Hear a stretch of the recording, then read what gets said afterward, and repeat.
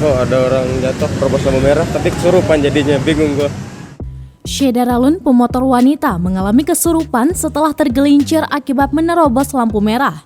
Peristiwa itu terjadi di perempatan Palmerah, Jakarta Barat. Waktu kejadiannya pada hari Kamis 17 Maret 2022 sekitar pukul 18 waktu Indonesia bagian Barat. Menurut informasi yang beredar, pemotor wanita itu menerobos lampu merah perempatan Palmerah menuju ke arah KS Tubun, Jakarta Barat. Kondisi lampu lalu lintas dari arah pasar Palmerah menuju KS Tubun sudah hijau. Sementara itu, lampu lalu lintas dari arah Gatot Subroto ke arah Letjen S. Parman sudah berwarna merah. Namun, pemotor wanita itu nekat menerobos lampu tersebut. Saat akan menerobos, pemotor wanita itu tergelincir. Saat digotong ke trotoar, pemotor wanita itu malah berteriak histeris. Diduga wanita tersebut mengalami kesurupan.